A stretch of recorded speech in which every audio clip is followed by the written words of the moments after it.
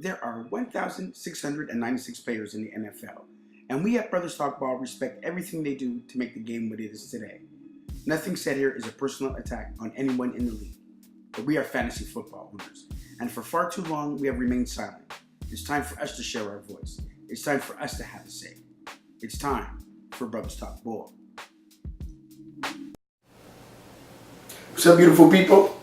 We're back, and it's week 2. So, it's time to get the week started.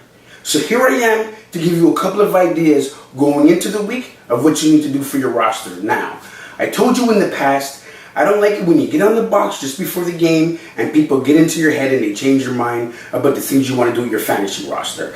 That's not what I'm here to do. I'm not here to say this guy's better than this guy.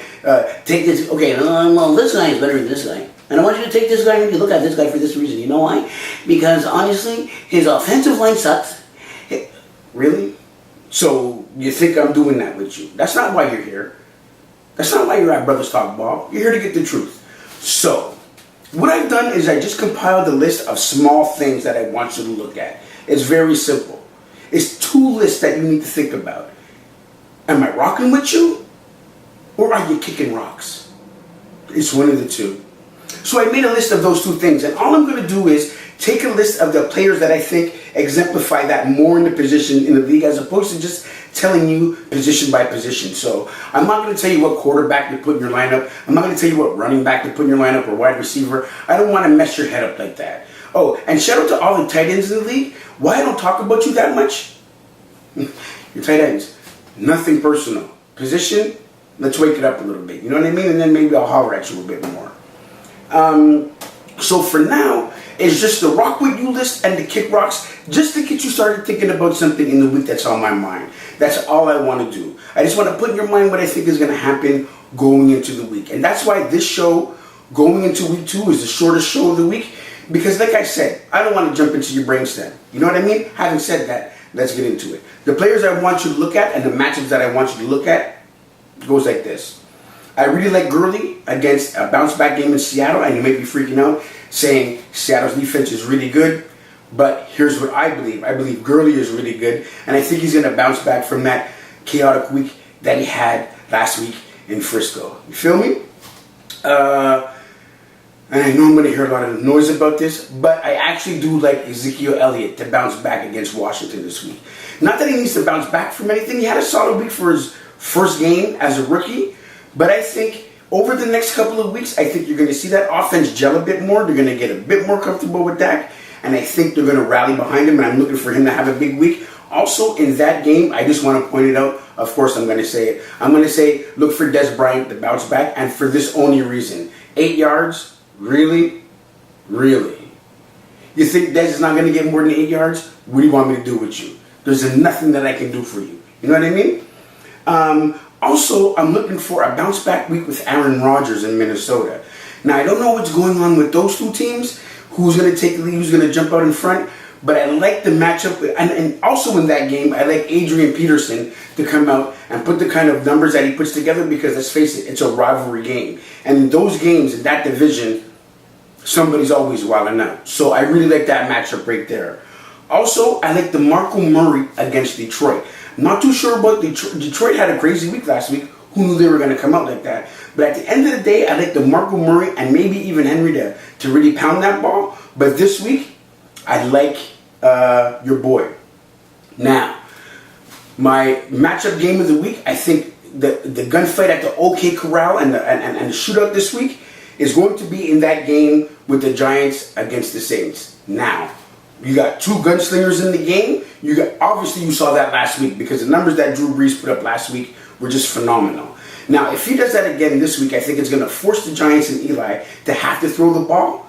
So you're really going to want to take a look at Eli this week, because I think there might be, you know what I mean, a little gunfight at the OK Corral, like we all love in ball, especially fantasy ball. You know what I mean? So look for that. That brings us to the kick rocks. Now, when I say kick rocks, what I mean by that is I seriously want you to kick rocks. Feel me? You're riding the pine. You're on the bench, and you might be suspect to get out of Dodge if you don't pick it up. If you feel me.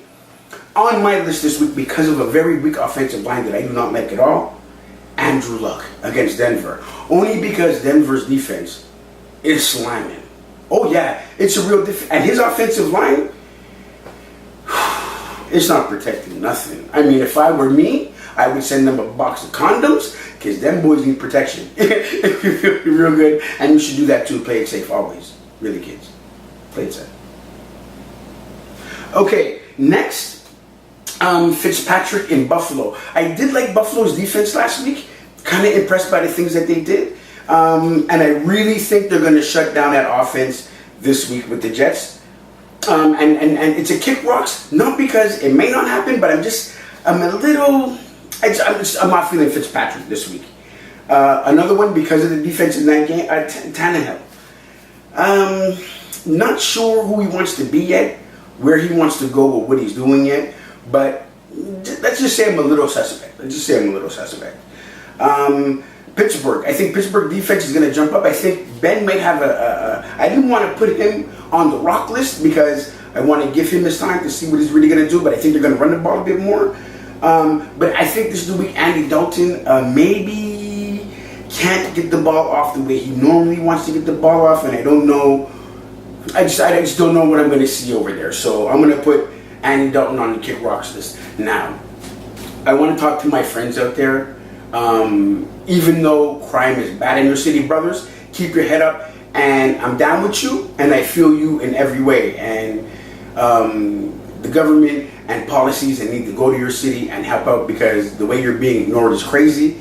And if I can get political for maybe half a minute, 30 seconds, I just want to send a shout out to everybody, all the brothers and sisters out there in Chicago who really, really are trying to keep your head up. I think it's a travesty the way everybody talks about the crime down there, and nobody goes in to actually help you all out. Because it's crazy that with a government that was spending trillions on a war overseas, they don't have the resources all of a sudden and the funds to go in and help the good people down there that are fighting for their lives. Because let's just face it, Chicago has some of the best people in the world, and for you to be held hostage like that, I think the government could do a better job of getting down there and help you out. Now, I'm off my soapbox.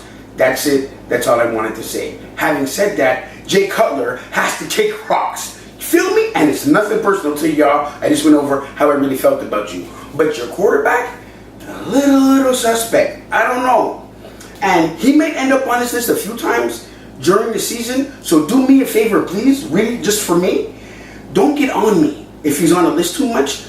You're the ones that keep backing him up. My boy Sean over there at Hot Ones.